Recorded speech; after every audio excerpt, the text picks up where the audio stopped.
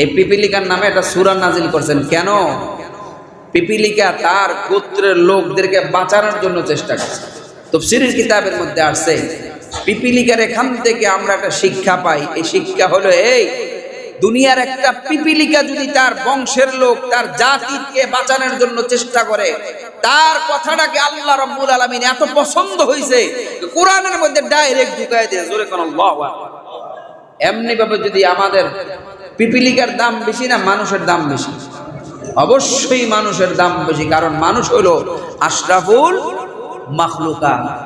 কোন মানুষ যদি পিপিলিকার মতো যদি নিজের জাতিকে, মুসলমান জাতিকে, আমার বংশধরকে, আমার আত্মীয় স্বজনকে জাহান্নামের আগুন থেকে বাঁচানোর জন্য চেষ্টা করি, ওই পিপিলিকার চাইতে এই মানুষের দাম আল্লাহর কাছে বেশি হয়ে যায়। জোরে কোন আল্লাহু আকবার। এজন্য দাওয়াতে তাবলীগের ভাইয়েরা, এরা নিজের বাড়ি ঘর ছাইরা মানুষদেরকে নামাজের দাওয়াত দেয়। আল্লাহ কোরআনের মধ্যে আয়াত নাযিল, উদউ ইলা সাবিলি রাব্বিকা বিল হিকমাতি ওয়াল মাউইযাতিল হাসানা।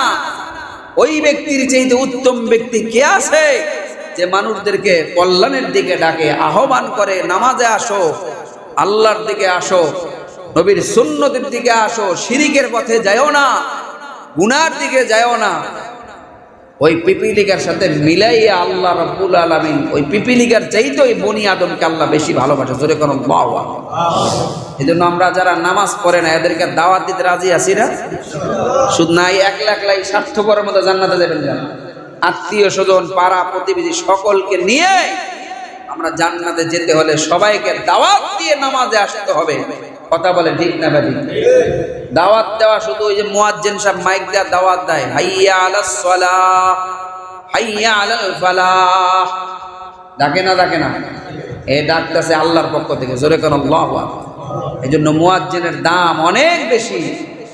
আল্লাহ আমাদেরকে মুয়াজ্জিনদেরকে মহব্বত করার তৌফিক দান করুন। আমাদের সমাজের সবচেয়ে ছোট চাকরি হলো মুয়াজ্জিনের চাকরি।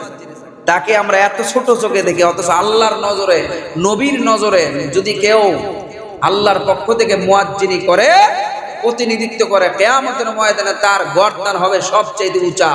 সম্মানের এত একটা অবস্থা তার তৈরি, মানুষগুলি তার দিকে আশ্চর্য হয়ে তাকায় থাকবে, এই লোক কি কাম করছে? এই লোক তো দুনিয়া আল্লাহর দিকে মানুষটা ডাকছে, অর্থাৎ মুয়াজ্জিনি করছে। আমি যদি মুয়াজ্জিনিটা করতে পারতাম তাহলে আজকে আমার দিকেও মানুষ সম্মানের নজরে তাকাইতো। কথা ঠিক না? মুমিন মুসলমান বন্ধুরা আমার, পিপিলিকার ঘটনা আল্লাহ রাব্বুল আলামিন কোরআনুল কারীমের মধ্যে কোট করে জানিয়ে দিয়েছেন, কিয়ামত পর্যন্ত মানুষগুলি এটা পড়াশোনা করবে, পিপিলিকার ঘটনা জানবে। কেন? নিজের জাতিকে বাঁচানোর জন্য চেষ্টা করেছে।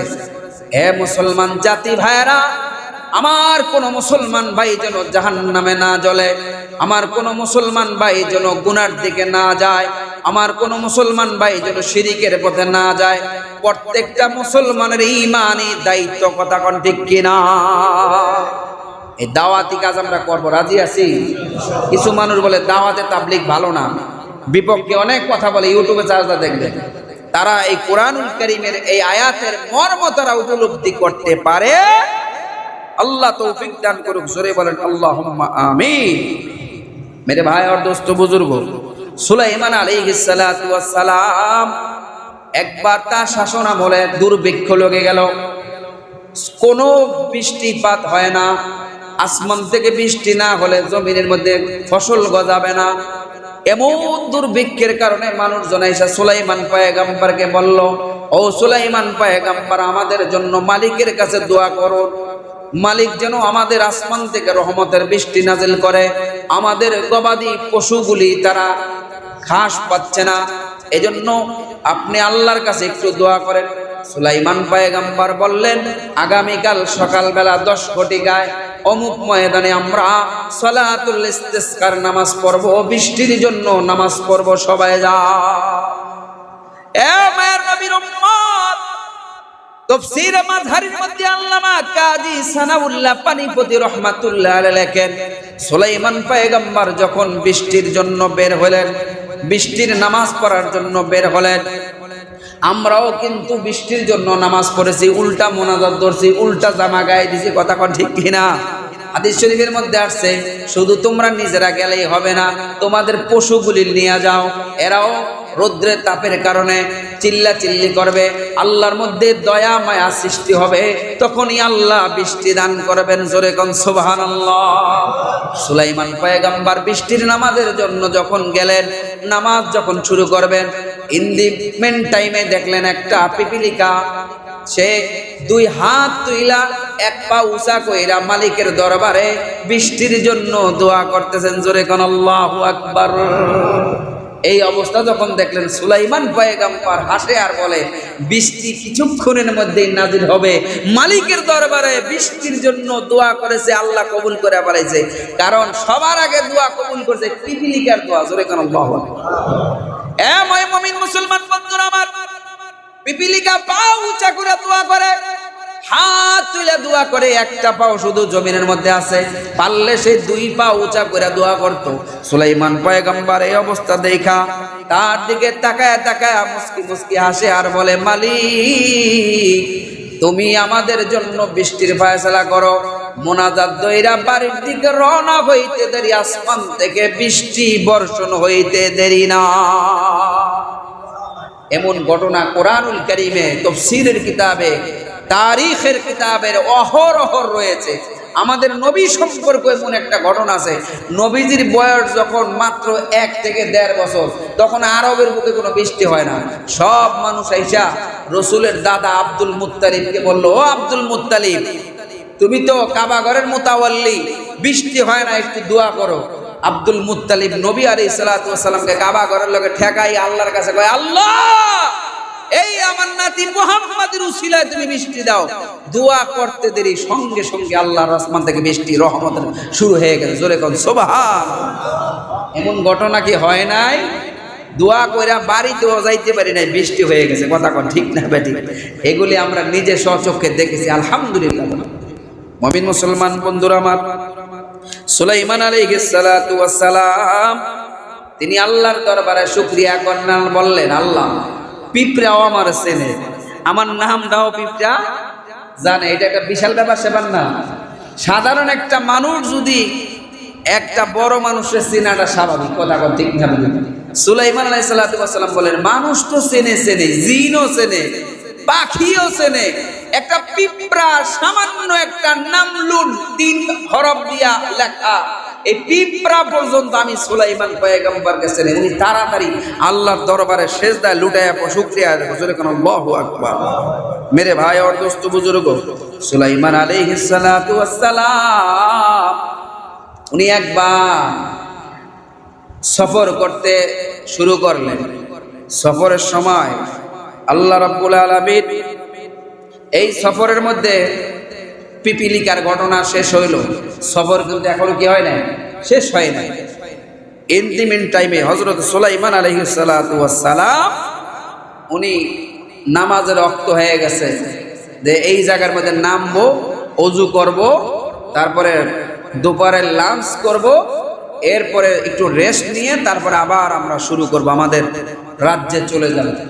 আল্লাহ কোরআন শরীফের মধ্যে আল্লাহ এইভাবে ঘটনা নাজিল করেছেন, ওয়াতাফাক্কাদাত তায়রা ফাকালা মা লিয়া লা আরাল হুদহুদ আম কানা মিনাল গায়িবিন। আল্লাহু আকবার। আল্লাহ রাব্বুল আলামিন হুদহুদ পাখির ঘটনা বর্ণনা করেছেন। পিপিলিকার পরে কার ঘটনা? হুদহুদ। এটা পাখি আছে, ঘুঘু পাখির চাইতে একটু ছোট, চড়ুই পাখির চেয়ে একটু বড়। এটার নাম হলো কি? হুদহুদ। হুদহুদ পাখির বৈশিষ্ট্য তাফসীরের কিতাবের মধ্যে আসছে। আল্লাহ রাব্বুল আলামিন হুদহুদ পাখির চোখের পাওয়ার এমন দিয়েছিলেন, উনি জমিনের মধ্যে নজর দিলে বলতে পারতেন এই বরাবর পানি আছে। যেরকম আল্লাহ আয়নার মধ্যে যেমন চাইয়া দেখলে দেখা যায় যে আমাদের চেহারাগুলি, এই জমিনটা ওনার কাছে আল্লাহ রাব্বুল আলামিন আয়নার মতো পানি দেন। যেরকম সুবহানাল্লাহ। হুদহুদ পাখি বলতে এই জায়গায় পানি আছে। সুলাইমান পয়গম্বর জিনদেরকে বলতে, এই জিনেরা এই জায়গা খনন করো, আমার জন্য পানি বের করো, আমি ওযু করব, নামাজ আদায় করব। জোরে কোন সুবহানাল্লাহ। ওয়াতাফাক্কাদাত তায়রা ফাকালা মা লিয়া লা আরাল হুদহুদ। এমন টাইমে সুলাইমান পয়গম্বর যেহেতু তিনি নামাজ পড়বেন, তারপরে বিশ্রাম নেবেন, খানা খাইবেন, ওনার পানির ব্যবস্থা করে দিয়া সুলাইমান আলাইহিস সালাতু ওয়াস সালামের এই পাখি তিনি বললেন আমি একটু দুনিয়াটা সফর করে আসি, একটু দেখে আসি, কারণ সব সময় তো সুলাইমান পয়গম্বরের লগেই থাকতে হয়, দেখা তো হয় না। এবার উনি একটু আকাশের সূর্য দিকে উঠতে লাগলেন, উঠার পরে দেখলেন আরেকটা হুদহুদ পাখি। জোরে কোন আল্লাহু আকবার। এর নাম জিজ্ঞাসা করলেন তোমার নাম কি? আমার নাম এমন। তুমি কোন রাজ্যে বসবাস করো? আমি সাবা রাজ্যে থাকি। তুমি কোথায়? আমি সুলাইমান পয়গম্বরের সাথে থাকি। জোরে কোন আল্লাহু আকবার। তাই নাকি? সুলাইমান বাদশাহ এমন বাদশাহ, এত বিশাল বড় বাদশাহ, তোমার বাদশার চাইতে আমার বাদশাও কম না। তবে আমার বাদশা পুরুষ না, আমার বাদশা কেডা? মহিলা। নাম কি? রানী বিলকিস। মেরে ভাই ও দোস্ত বুজুর্গ, সুলাইমান আলাইহিস সালাতু ওয়াস সালাম তাফসীরের মধ্যে কয়েকটা riwayat পাওয়া যায়। কোন কোন riwayatের মধ্যে আছে পাখিরা ওনাকে ছায়া দিতেন। হঠাৎ করে দেখেন সূর্যের আলো আসতেছে, এমন টাইমে এই জায়গাটা সূর্যের আলো আসে কেন? এই জায়গায় কে নাই? হুদহুদ পাখি নেই। কে নাই? হুদহুদ পাখি নেই। তখন হুদহুদ পাখির খবর তালাশ করার জন্য পাখিদের মধ্যে ঈগল পাখি হলো সেরা পাখি। আল্লাহ রাব্বুল আলামিন ওনাকে 1000 মাইল দূরে যাওয়ার মতো চোখের পাওয়ার আল্লাহ দান করে। জোরে কোন আল্লাহু আকবার। এ মুমিন মুসলমান বন্ধুরা আমার, সুলাইমান পয়গম্বর পাখিদের সর্দার ঈগল পাখিকে ডাক দেয়া বললেন তাড়াতাড়ি খোঁজ লাগাও, হুদহুদ পাখি কই গেছে। হুদহুদ পাখি এই দিকে তার বন্ধুর সাথে আলাপ করতেছে আর বলতেছে আমি চলে যাই, কয় আমাকে রাজ্যটা একটু দেখা যাও। কয় আমি যদি না থাকি আর যদি সুলাইমান পয়গম্বরের পানির প্রয়োজন হয় তাহলে তো আমার না পাইলে আমার শাস্তি দিবে। তুমি যদি আমাদের রাজ্যের অবস্থা এবং আমাদের রানীর কথা বলো গিয়া, তাহলে তোমাকে সুলাইমান পয়গম্বর শাস্তি থেকে মওকুফ করে দিবে। যেমনি হোক একজন পাম দিয়ে রাখে না, বয় দোস্ত কই যাস, অনেকদিন পর দেখা, যে চা খাই একটু গল্প করি, কথা কইতে কইতে রাইখা দিছে। ঠিক আছে, টাইম যখন হয়েই গেছে, আসরের নামাজের পূর্বে আমাকে অবশ্যই বুঝতে হবে। চিন্তা করেন আসরের আগে তোমার ছেড়ে দিবে। এভাবে তার রাজ্য দেখাইতে লাগলো। রাজ্য দেখাইতে দেখাইতে রানী বিলকিস, তার একটা সিংহাসন ছিল, সিংহাসন দেখাইলো। এবং রানী বিলকিস তিনি সূর্যের পূজা করতেন। পরবর্তীতে তিনি সুলাইমান পয়গম্বরের কাছে ইসলাম ধর্ম গ্রহণ করেছেন। সুলাইমান পয়গম্বর তাকে বিবাহ পর্যন্ত করেছেন। জোরে কান আল্লাহু আকবার। এ মায়ের নবীর উম্মত, এবার রানী বিলকিসের সিংহাসন দেখলেন, তার রাজ্য দেখলেন সুন্দর করে, সবুজ শ্যামল রাজ্য, সাবা রাজ্য, ইয়ামেন দেশ, সব দেশ ঘুরা ঘুরা দেখলেন আর খুব ভাল লাগলো। কিন্তু ওখানের যে বাচ্চা মহিলা এবং সে সূর্যের পূজা করে, এটা তার ভালো লাগলো না। সূর্যেরও সেজদা করি আমরা, সেজদা করি কার? কুদরতি কদমে। আমরা কোন মূর্তির সামনে মাথা নত করি? মুসলমান পৃথিবীতে কারো সামনে মাথা নত করে না। মুসলমান শিরিক করে না, একাধিক ইলাহ গ্রহণ করে না। মুসলমানের ইলাহ কয়জন? একজন, সে কে? আল্লাহ। কোন মাজারে সেজদা দেওয়া যাবে? রানী বিলকিস পূর্ব দিক থেকে সূর্য ওঠে, ওইদিকে 300 জানালা, আর পশ্চিমে ডুবে 360টা জানালা। এই দিক দিয়ে ডুবতে উঠতে উঠতে উঠতে আসে, ওঠার সঙ্গে সঙ্গে উনি সূর্যের পূজা শুরু করে। আবার ডুবার সময় সূর্য পূজা করে। হাদিস শরীফের মধ্যে আছে সূর্য যখন ওঠে তখন শয়তান 2টা শিং লয়ে এমনে দাঁড়ায় থাকে। আবার সূর্য যখন ডোবে তখন শয়তান শিং লয়ে দাঁড়ায় থাকে। যারা ওই সূর্যরে পূজা করে তারা শয়তানের পূজা করে। এজন্য সূর্য যখন উঠন্ত অবস্থায় নবীজি বলছেন সে নামাজ পড়াও কিনা মাকরুহ, এবং সূর্য যখন পশ্চিমে ঢলে যায় ওই টাইমে নামাজ পড়াও কি মাকরুহ। মেরে ভাই আর দোস্ত বুজুর্গ, এইভাবে সব কিছু দেখা হযরত সুলাইমান আলাইহিস সালাতু ওয়াস সালামের হুদহুদ পাখি তিনি রওনা দিলেন। আর ওই দিক দিয়ে ঈগল পাখি তারা তালাশ করতেছে। একবারে লঞ্চের লাইট দিয়ে যেমন দূরে দূরে তালাশ করা যায়, এইভাবে তার চোখের দূরবীন দিয়া তালাশ করে হঠাৎ করে দেখে এক সাবা রাজ্য দিক থেকে আসতেছে, হুদহুদ পাখি খুব স্পিডে আসতেছে। তারা দেখাই কয় তোর আজকে খবর আছে। বাদশা যেই কথা কইছে তোর খবর আছে। ভাই তুই আমারে মারিস না, আমার ভয় দেখাইস না, আমি বাদশার কাছে গিয়ে ক্ষমা চাবো। লাউ আযিবান্নাহু আযাবান শাদীদান আও লাআযবাহান্নাহু আও লায়াতিয়ান্নি বিসুলতানিন মুবিন। বাদশা কইছে যে হুদহুদ পাখিরে ধইরা নিয়ে আসো, আমি হয়তো তাকে এমন আযাব দিব যেই আযাব দেখে তার অন্যান্য যে সমস্ত লোকেরা আছে সৈন্যবাহিনী আছে সব এখান থেকে কি করবে? শিক্ষা গ্রহণ করবে। মেরে ভাই ও দোস্ত বুজুর্গ, এভাবে তাফসীরের কিতাবের মধ্যে আসছে যাতে হুদহুদ পাখির স্বজাতি তার থেকে শিক্ষা গ্রহণ করে এবং তাকে যে কঠিন শাস্তি দিব, এটার তাফসীরের মধ্যে আসছে কঠোর শাস্তি বলতে ওই হুদহুদ পাখির লেজ ফেলে দিব, হুদহুদ পাখির শরীরের লোম ফেলে দিব এবং শুধু তার গোশতটা থাকবে, এটাকে রৌদ্রের মধ্যে ফেলায় রাখবো যাতে তার শরীরের মধ্যে এটার তাপের কারণে সে আযাব ভোগ করে। কোন কোন মুফাসসির লেখেন তাকে ওই পিপিলিকা এবং মাছি দিয়া তাকে এই আক্রমণ করা হবে যাতে সে নিজেকে আত্মরক্ষা করতে না পারে। অন্যান্য রেওয়ায়েতের মধ্যে তারাকে আলকাতরা মাখাইয়া রৌদ্রের মধ্যে ফেলায় রাখবে, কারণ আলকাতরা মাখাইলে পশমগুলি একবারে জড়সড় হয়ে যাবে, এটা দিয়ে সে আর উঠতে পারবে না এবং সে নিজেকে আত্মরক্ষা করতে পারবে না। সুলাইমান আলাইহিস সালাতু ওয়াস সালামের জন্য তার অধীনস্থ পাখি জিন্নাতদেরকে সাজা দেওয়ার বিধান আল্লাহ রাব্বুল আলামিন বৈধ করেছেন। জোরে কোন আল্লাহু আকবার।